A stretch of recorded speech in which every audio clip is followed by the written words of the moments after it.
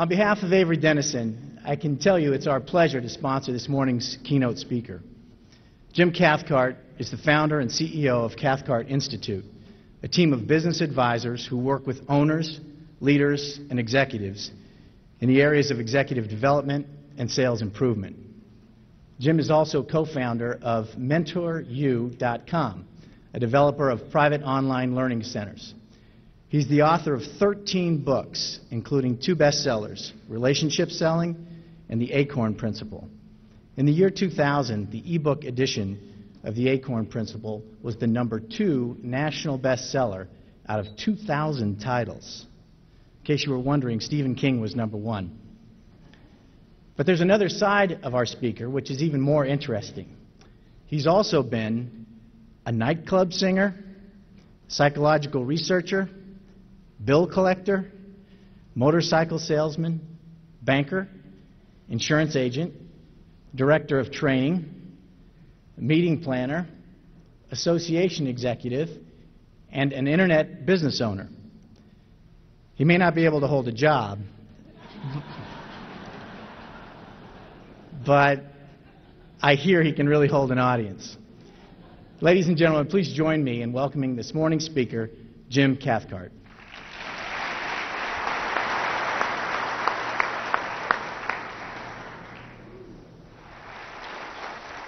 Good morning.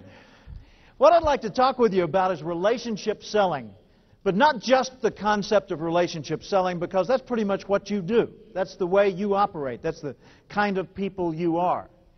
Relationship selling for a new era. I wrote the book Relationship Selling back in 1986. And when I wrote it, it was considered kind of controversial. You know, people would say, well, wait a minute, Cathcart. Relationship selling? That's an oxymoron. Choose. Which word do you want, the relationship or the sale? Well, let me ask you.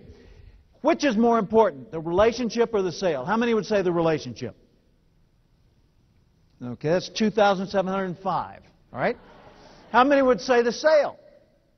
Okay, we've got a few bold hands up for that. All right. If you build a relationship and you don't get the sale, in round numbers, what's that worth to you? Okay, so a relationship without a sale is just a social acquaintance, right?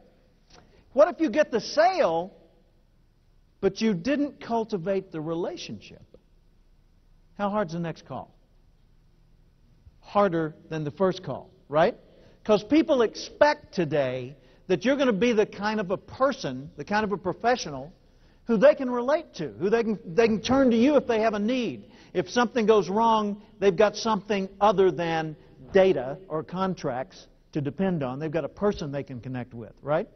So relationship selling is not separable, it's inseparable. The words go together, and they go together totally. So relationship selling involves first behaving as someone's business friend, and as you do that, whether you're getting the business or not, if you become a business friend to them, they start deferring to you for answers to questions or solutions to problems. Okay? So you become their subject expert. And after you've been their subject expert for a little while, you become their preferred source. That's the essence of relationship selling as I see it. Okay? So the question then becomes, when you're dealing with somebody, which are you perceived to be by them? A persuader who's trying to talk them into buying, or a partner who's helping them achieve the result they want? Well, the answer for almost any of us would be, well, you know, I approach it as a partner. Okay? But do they perceive it that you're being their partner? Big difference, right? It's not just what you intend, it's what they experience.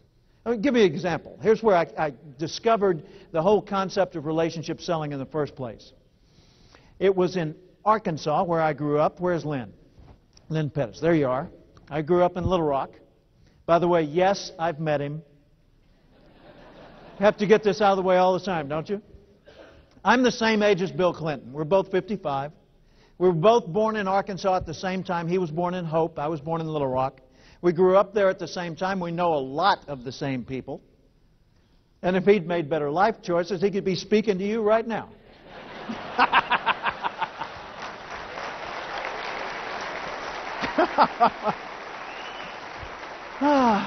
But I got the better job. Yes. But I grew up in Arkansas, and back in 1968, I was working for GMAC. I was a field representative. Translation, bill collector. Now, 1968, I was 22 years old. Look at this face. This is 55. Can you picture me at 22? 22, I looked about 4. I always had the rosy cheeks, didn't have gray hair back then. I was kind of a baby face. And what I was doing for a living was repossessing log trucks in the hills of northern Arkansas, up around Mountain View. On a typical day, I'd drive down some deserted logging road. I'd get back in the woods. I'd find this big truck I'd been looking for. I'd park my company car, and I'd kind of swagger over the truck. I'd stand there, I'd look up at the cab, and this big hair-covered creature would come down out of it. I'd look him square in the chin, and I'd say, "I'm here to get your truck." And he'd say to me, "Boy, I don't know if you've noticed from down there, but we're alone in these woods." I'd say, "Yes, sir," and I'd go back to the company car. And they'd say, "Look, just go away and leave me alone." I'd say, "Hey, no worries, Mac, I'm out of here." And I'd start to drive off. I'd pause for a second and say, "Excuse me, but one last comment before I leave. I'm the last nice guy they plan to send. See ya." And they said, wait, whoa. What do you mean, last nice guy? I said, "Well, after me, it gets kind of ugly. They send these big bruisers with guns and sheriffs. Not a pretty sight." And they said, "Well, what are my options?" And I'd say, "Set the gun down." And, on 3 occasions, that literally was the case. And I'd show them what their options were. And 9 times out of 10, I'd either get a partial payment if they had it, or a payment. Or if they didn't have any money at all, what they would do is they'd drive the truck back to the dealership. I couldn't operate those things. And I'd give them a ride home. So I did okay as a bill collector. I didn't like the work, but I did all right. Now, the guy who took over after me didn't do as well. His name was Pete Smith. Now, Pete Smith made a serious tactical error. He went directly from the Marine Corps into bill collecting. How many Marines have we got in the room? Let me see the hands. Yeah, I used to ask how many ex-Marines we had, and then I found out it's a permanent condition. Once you're a Marine, Semper Fi, always faithful. Okay, so Pete comes out of the Marines. Now, Pete made the mistake of believing his drill sergeants. He thought he was invincible. So he goes out on the job with that attitude that he had in boot camp. And the first day on the job, well, not first day, first week on the job, he called on Monroe. Not Monroe, Monroe. Now, Monroe had been giving me partial payments all the time. Maybe he was always paying something, but he was always behind on his overall account. And I'd put up with it. Well, Pete decided it was time to clean up the account. So he goes out to Monroe's house, 7 o'clock at night in the dark, in the poor part of town, up around Newport, Arkansas. Goes out, bangs on the door, yells out some kind of a challenge, which Monroe accepted. You're ahead of me. Monroe stepped onto the front porch. Pete said something like, "All right, Smith's a name, credit's a game. I want your money, your wife, your car, or your life. You make the call." Those weren't his words, but I guarantee you that was the attitude. Monroe reduced him to a quivering lump of flesh. It took him about 15 seconds to beat Pete Smith to a pulp, and then he disappeared with the truck, never to be seen again. Pete, in the meantime, went into the Newport, Arkansas hospital for 14 days. That's a long stay, folks. And I looked at that and I thought, now that's the same guy who was giving me payments. What's the difference between Pete and me, other than current condition? Thought maybe it's education. So I went to our personnel file and I looked, same education. Okay, I'll bet it's training. So I checked our training records. We had both completed the company's 3-part course, which at that time was, these are your accounts, these are your business cards. Good luck. Well, it was dangerous work. What was the main difference between me and Pete? What do you think? Attitude, yeah. The way we looked at what we did. Point of view, frame of mind, attitude toward what we were doing. Pete went out there as a persuader to talk people into buying, more or less, cooperating, right? I knew if I tried that, I'd never have offspring. Okay? So I figured it's going to be a lot more enlightened on my part to go out there as a partner in problem solving. So the way I approached people is I'd say, "Hi, I'm Jim Cathcart. I'm here from the company. It's my job to show you how to get us off your back." And when they were convinced I was sincere, when they could tell I wasn't playing a game with them, they'd open their homes, they'd offer me coffee, we'd sit down and solve the problem. See, the same thing's true for you and me. There's a principle here. It's the principle that applies to selling. It applies to managing people. Certainly applies to bill collecting. It applies to parenting, the way you raise your kids. You find that the most effective parents are the ones that are helping their children grow, not forcing them to behave in a particular pattern. Which is more important? To get your kids to complete their homework, or to cause your kids to love to learn? And what's the difference in the two? Get them to complete their homework, what do you get? Homework. What's that worth? Right? Get them to love to learn. Cultivate in your children an enjoyment of the learning process. You don't have to look for homework for the rest of their lives, because they will find a way to figure out what they need to know, because they love the experience of learning. Frame of mind or point of view is enormous. So you say to me, all right, well, I already go out there as a partner in problem solving. I already train my people when they contact the businesses that we do business with. I train them to approach it as a system seller, a problem solver. You know, go in there and look for a solution, not just peddle some goods. Okay, good. But do the customers get it that that's where you're coming from? See, what we've got to do is we've got to be sensitive to their mindset and notice throughout the sales dialogue, whether it's on the phone, through email, or face-to-face, we've got to notice whether they're perceiving us as one or the other. And then do the things that lower the tension, raise the trust, and lead to more sales. I've rewritten the book Relationship Selling. It'll come out in September. And I rewrote it as the 8 competencies of relationship selling, because I found that there are 8 sets of skills, not just a few skills, but 8 packages, each of which has a lot of skills in it, that constitute sales effectiveness in the whole concept of relationship selling. Think about your own strengths, yours as a person and yours as a company. Which of these skill sets are the strongest? Now, there's 8 of them up here. Preparing, that's sales readiness, being ready to do the job well even when the circumstances change. There's targeting the right people, not wasting time calling on the people that are less productive for you. Okay? There's connecting with the people you've targeted in such a way that they want to do more business with you, to talk with you. They want to open up and expose their needs so that you can prescribe the right solution. There's assessing both the personal needs and the situational needs, not just prescribing technically the products they need, okay, but also understanding why they need them and how they feel about that. Okay? There's solving the main problem, and that's a whole set of skills around finding, highlighting, and solving the main problem that they're concerned about. Then there's assuring that they make a commitment to it, that you're actually what we used to call closing the sale, which is actually confirming the sale and opening the flow of services and goods, right? So closing, really an inappropriate choice of words, but it's commitment, and that's a set of skills. Then there's assuring that they stay satisfied after you're not in touch with them that week. After the phone call's over, after the delivery, assuring that they stay satisfied. That's a whole set of delivery and service skills. And then finally, there's managing yourselves for improved sales performance, which is everything from tracking your own numbers to keeping yourself motivated to maintaining the right frame of mind among your team to keep them thinking in terms of service and looking for needs and opportunities.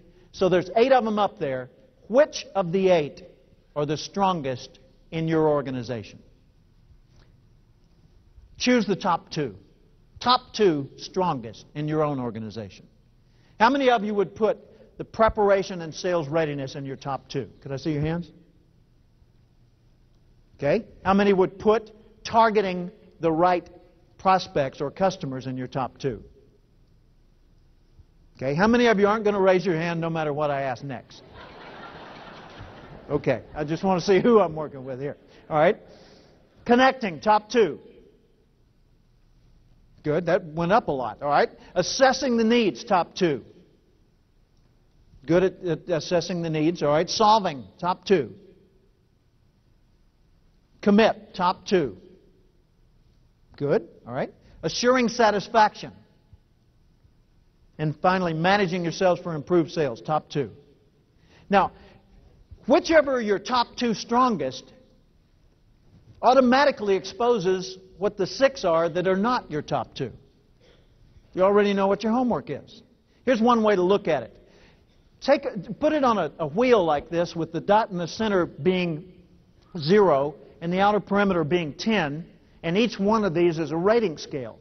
And sometime when you've got a few free moments to think about this, or maybe while you're here, do this little assessment gram, I don't know what you'd call the thing, evaluation wheel, and just put a little dot on each line between 0 and 10 as to where you feel you currently are as an organization in the strength in that particular sales competency. And then connect the dots within the circle and see what kind of shape you come up with. And I'll bet you it's not a circle. What do you bet? What that tells you is which areas need a little more emphasis, more attention, which areas need some more training, which areas need some more resources maybe to compensate for an ongoing shortage in that area. So I hope that's a helpful tool, something you can use. And watch the bookstores in the fall for the 8 competencies of relationships. No, don't watch the bookstores. Buy the book. Boxes of them. Give them to everybody. Okay.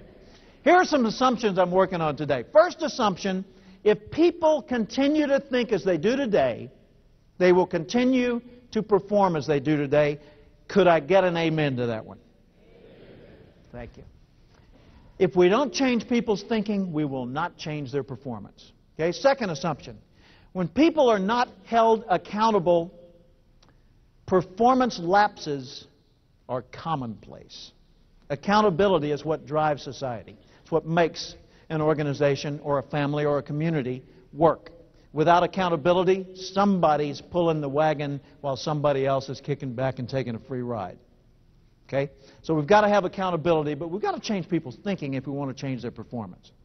Likewise, if people can't see tomorrow clearly, they assume tomorrow is going to be like today or like yesterday. So part of our job as leaders, part of our job as the people who go to the conferences, the people who soak up this new information, the people who convert the ideas from the main platforms and the breakout sessions into practical application dialogue in the hallways afterwards, we need to help other people see what's possible. We need to paint some pictures of what tomorrow can be. Because if it continues to look like it used to look, nobody's going to change their behavior. And if nobody changes their behavior, no, it doesn't stay the same. We fall behind. Agreed? Got to constantly grow and change. So what's coming? I don't know. I know some things, and you know some things. You know, we know that e-commerce is enormous, but it's minuscule compared to what it will soon be. We know that skills that we used to deny that we were going to need, you know, like email and things like that. I don't need to fool with that. I got people that do that. Remember those days? Yeah, we're talking way back in like, I don't know, 99. You know, we're finding that, of course, we've got to have new skills. Sure, technology's getting easier. Technology's getting more user-friendly. But at the same time, if we're not constantly learning and growing, we're quickly becoming obsolete. So as we come to the conferences like this, as we go online, we do research, we talk with our colleagues, and we find out what's coming, we need to ask ourselves further, what do we need to do to be ready for what's coming? Because if you're not ready for it when it gets here, guess what? It's not your opportunity. It's somebody else's. Ooh, a little disturbing thought, huh? So if you want to know more, start to notice more. And start noticing more in a lot of areas. Look outside your own field. I want to run through a little scenario with you here. This is a model where I just talk about how long it took various technologies, most of which you deal with on a day-to-day basis, how long it took these technologies to reach 30% market adoption, saturation point, beyond which it starts to just flash into everybody's world. Okay? For the telephone, it took 38 years for 30% of the market to adopt it. 38 years. The television took 17. Personal computers, 13 years. Scanning technology, over 10 years. Wireless phones, 10 years. Remember when it was so fun, so clever to call somebody from their front porch and tell them to answer the doorbell and then you rang it? Wow. Okay. We've come a long way. Hey, put it on mute, will you? Okay. We've come a long way. The Internet took 7 years. Now, has anybody picked up a trend yet? What's next? I don't know. How long is it going to take to be adopted? Less than... Exactly. See, what happens is society advances based on two things, based on the solutions we produce and on the connections we sustain. So what we've got to do is we've got to focus on the servers and make sure that the CBLF servers are right. If we're going to have all this technology and it's all changing and evolving, if we don't take care of this part, we've got a serious problem. At this point, I usually entertain questions. Would there be any questions at this point? So what is a CBLF server? That would be a carbon-based life form. You and me. It's always the human factor that determines whether it's going to work, isn't it? Okay. So what matters most in all this? Well, people matter, but so do things. Look at this. Systems, information, cost, of course. Values matter. Lots of things. Relationships, leadership, sure. And you matter. It depends when you ask the question what the answer really is. Someone says, what matters most? Well, if you're doing a cost analysis, cost matter most, right? If it's tax time, accuracy would be good, okay? There's not a thing up here that doesn't matter. It's just that they take their own turns being in number one position. So what matters most? All these things matter most. Sometimes. But people, including you, that's what packages all of it. These are not in any particular priority order. They're just up there because that's the way they came out when I typed it in, right? So if all these things matter, then we've got to make sure that we don't neglect any of these. I said a while ago that society advances based on the solutions that we produce, the kind of products and services, and the connections we sustain. So what we've got to have is pH balance. pH, profits high. pH, people happy. Does that work for you? Okay. Now, if you